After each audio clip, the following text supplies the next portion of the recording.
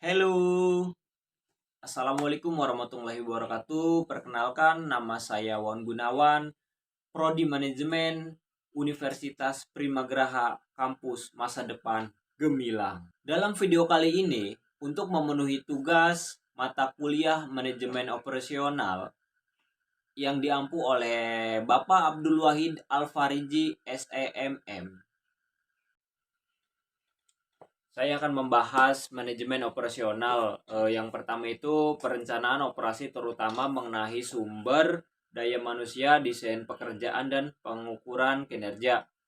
Yang kedua ada manajemen rantai pasok, dan yang ketiga ada manajemen persediaan, dan yang keempat ada perencanaan agregat dan SOP, dan yang kelima ada perencanaan kebutuhan material MRP dan ERP, dan yang keenam ada penentuan jadwal jangka pendek, dan yang ketujuh ada just in time, sistem produksi Toyota dan operasi ramping. Materi pertama ada perencanaan operasi terutama mengenai sumber daya manusia, desain pekerjaan dan pengukuran kinerja. Strategi manajemen sumber daya manusia seperti yang diuraikan oleh Jainal merujuk pada keterkaitan antara pengelolaan sumber daya manusia dengan tujuan strategi organisasi. Tujuannya adalah untuk memperbaiki kinerja, mengembangkan budaya organisasi, untuk mendorong kreativitas dan inovasi, dan fleksibilitas. Pentingnya strategi manajemen SDM untuk keunggulan kompetitif, strategi inovasi, strategi peningkatan mutu, dan strategi pengurangan biaya. Selanjutnya ada materi kedua tentang manajemen rantai pasok. Pertama, pengertian manajemen rantai pasok, kepentingan strategi dan rantai pasok, strategi 6 sumber, risiko rantai pasok, pengelolaan rantai pasok terintegrasi, membangun basis persediaan, terus manajemen logistik, manajemen distribusi, manajemen etika dan rantai pasok yang berkelanjutan, dan yang terakhir ada mengukur kinerja rantai pasok. Manajemen rantai pasok merupakan aktivitas yang melibatkan pengelolaan aktivitas yang terkait dengan arus barang dan jasa dari pemasok hingga pelanggan akhir dengan tujuan mencapai keunggulan kompetitif, memaksimalkan nilai, dan meningkatkan efisiensi untuk memenuhi kebutuhan pelanggan secara efektif, untuk kolaborasi, integrasi, dan pengelolaan risiko juga menjadi elemen penting dalam manajemen rantai pasok yang sukses. Kepentingan strategi rantai pasokan. Manajemen rantai pasok menggambarkan koordinasi semua aktivitas rantai pasokan dimulai dengan bahan mentah dan diakhiri dengan pelanggan yang puas. Dengan demikian rantai pasokan mencakup pemasok dan produsen atau penyedia jasa dan distributor atau grosir pengecer untuk menyerahkan produk atau jasa kepada pelanggan akhir. Strategi 6 sumber.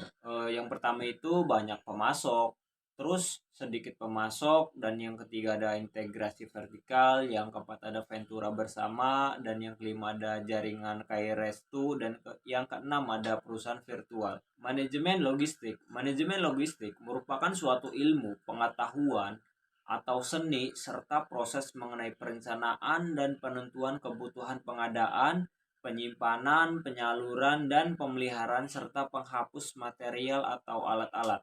Tujuan dari logistik adalah mencapaikan barang ke unit yang meminta dalam keadaan yang baik, tidak berkurang secara mutu, kualitas maupun jumlah.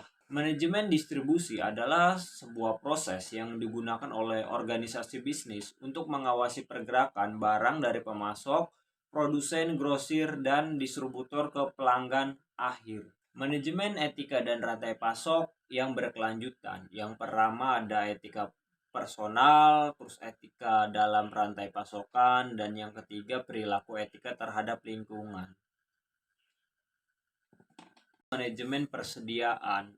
Manajemen persediaan adalah suatu pendekatan strategis yang digunakan oleh perusahaan untuk mengontrol, mengawasi, mengoptimalkan semua aspek yang terkait dengan stok atau persediaan produk, bahan baku, dan komponen yang digunakan dalam operasi bisnis. Alasannya, perlunya manajemen persediaan adalah karena timbulnya ketidakpastian permintaan, ketidakpastian pasokan supplier, dan ketidakpastian waktu persamaan.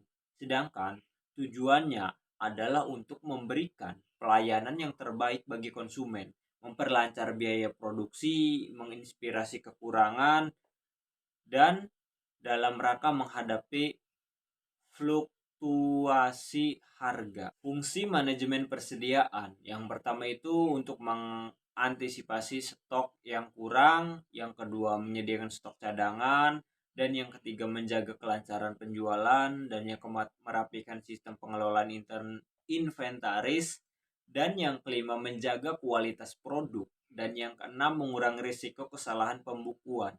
Faktor-faktor yang mempengaruhi manajemen persediaan. Yang pertama ada ketersediaan dana, waktu tunggu pengiriman, frekuensi penggunaan produk, daya tahan produk, force majeure, dan jumlah permintaan dan ketersediaan. Perencanaan agregat dan SOP.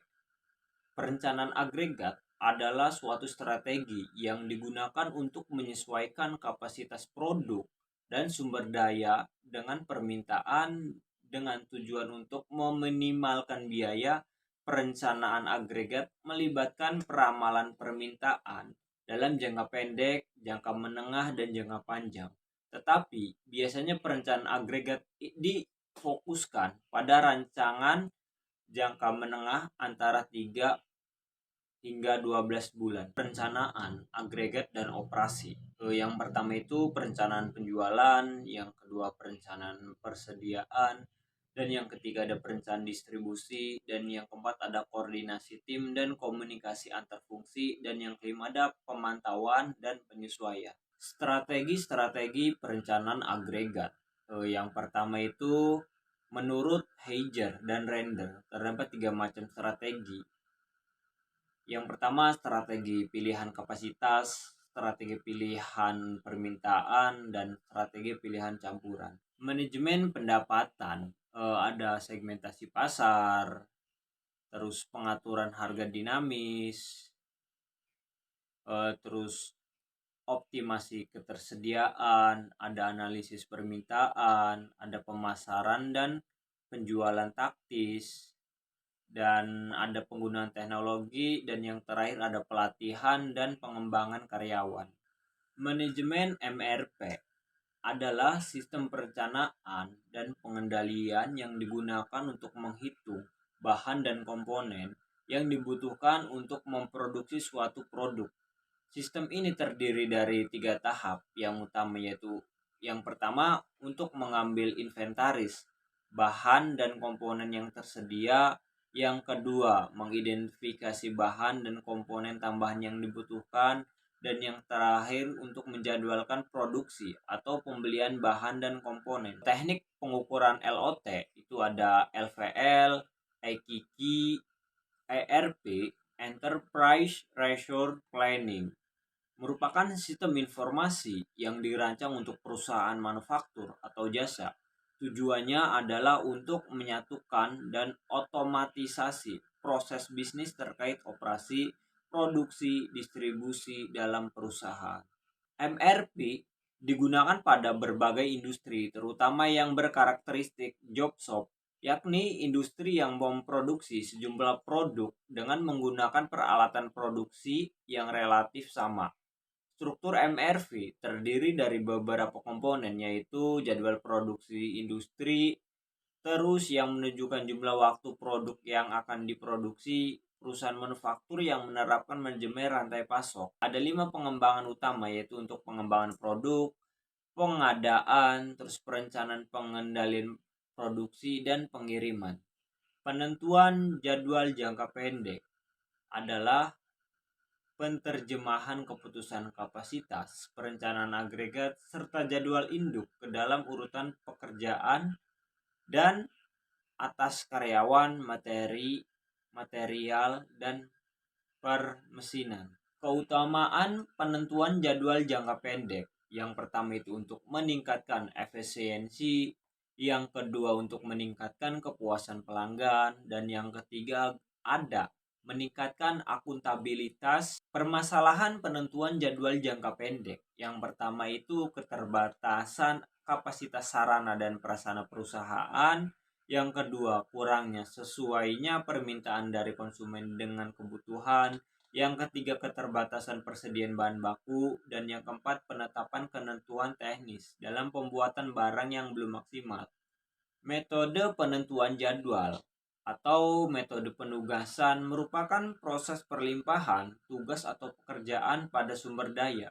Metode penugasan ini bertujuan meminimalkan biaya total atau waktu yang diperlukan untuk melaksanakan tugas yang ada. Penentuan jadwal industri jasa, industri hotel, industri manufaktur, dan industri penerbangan. Just-in-time sistem produksi Toyota dan operasi ramping. Just-in-time sistem pengelolaan produksi yang berfokus pada tujuan menghasilkan produk atau layanan sesuai dengan kebutuhan pelanggan tanpa menyimpan stok berlebih.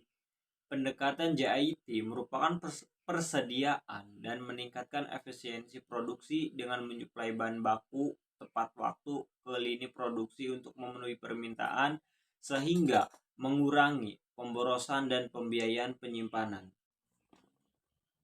Manfaat just-in-time yang pertama untuk mengurangi ruangan gudang untuk penyimpanan barang.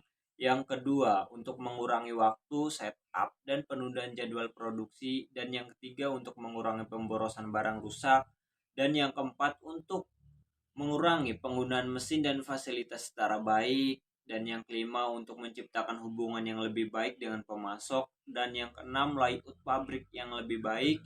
Dan yang ketujuh pengendalian kualitas dalam proses implementasi TPS untuk meningkatkan efisiensi, sikap berkelanjutan, dan perhatian terhadap kualitas. Pengertian operasi ramping. Produksi ramping dapat dibayangkan sebagai hasil akhir dari suatu fungsi MO yang dijalankan dengan baik. JIT dan TPS cenderung memiliki fokus internal, sementara produksi ramping memulai secara eksternal dengan fokus kepada pelanggan. Perbedaan JIT, TPS, dan operasi ramping. JIT menekankan pada penyelesaian masalah, TPS menekankan pada pembelajaran pegawai dan peningkatan lingkungan lini perakitan. Operasi ramping menekankan pemahaman mengenai pelanggan. Just-in-time adalah sistem pengelolaan produksi yang berfokus pada tujuan menghasilkan produk atau layanan sesuai dengan kebutuhan pelanggan tanpa menyimpan stok berlebih. TPS dan JIT mempunyai tujuan yang sama, yaitu untuk mengurangi pemborosan barang, rusak, dan cacat. Sedangkan operasi ramping berarti mengenali nilai pelanggan dengan menganalisis semua aktivitas yang diperlukan prosesnya berdasarkan cara pandang pelanggan.